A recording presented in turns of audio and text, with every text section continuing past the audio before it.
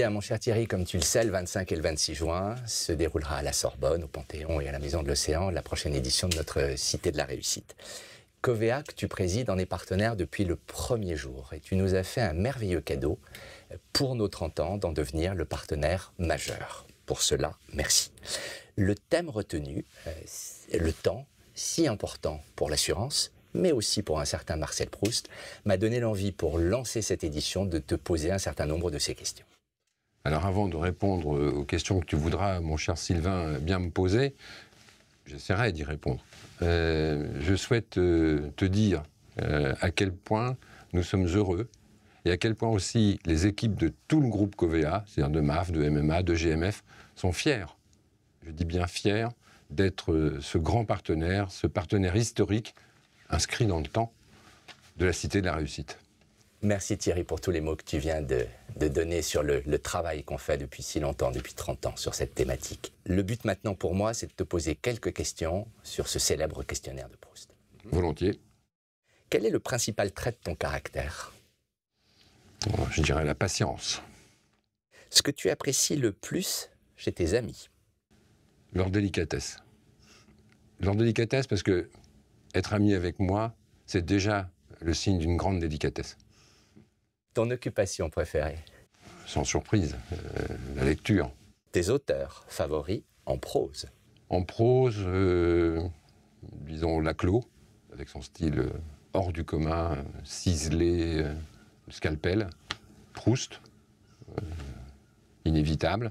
Et puis ce grand styliste qu'est Gracq. Quels sont tes héros favoris dans la fiction? Alors je mettrai en premier peut-être Ulysse, par son ingéniosité et donc son humanité.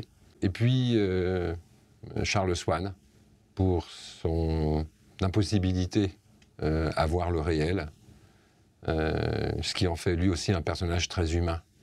Donc pour moi, ces héros sont complémentaires. Le si perspicace, le si rusé Ulysse, et Charles Swann, qui, malgré toute son intelligence, malgré son immense culture, ne voit finalement pas grand-chose. Et donc, c'est l'humanité. Tes héroïnes favorites dans la fiction? Alors je mettrais cette personne hors du commun qui a le front de répondre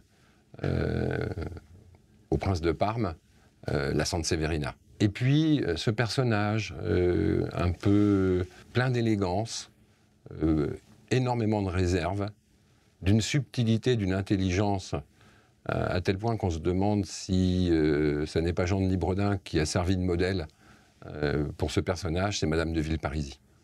Tes héros dans la vie réelle? Des gens qui ont été vraiment très utiles à l'humanité et à la compréhension que l'humanité peut avoir du monde. Donc à partir de là, je retiendrai, parmi beaucoup, Pasteur et évidemment Albert Einstein, qui nous permet de comprendre notre petit monde. Et au-delà.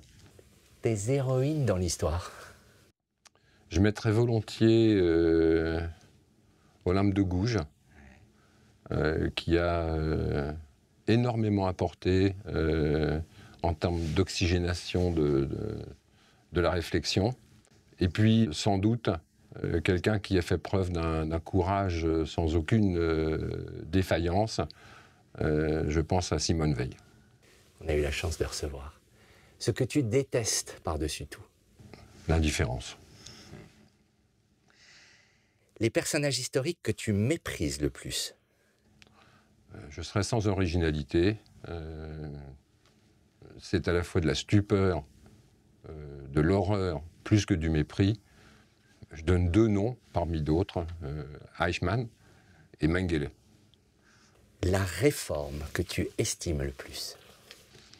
Il y a eu beaucoup de réformes qui ont été cardinales pour notre civilisation, mais si je dois en choisir une, puisque c'est le défi que tu m'imposes, je choisirais l'abolition de l'esclavage. Ta devise? En français, hâte-toi lentement. En latin, festina lente. Pour finir, je vais rappeler à nos amis qui nous écouteront que tu interviendras le samedi en ouverture de la Cité dans le grand amphithéâtre de la Sorbonne, sur la merveilleuse histoire du temps, et le dimanche en ouverture au Panthéon, sur une question que tu vas apprécier, le temps n'est-il qu'illusion? Merci à toi, cher Thierry. Merci Sylvain.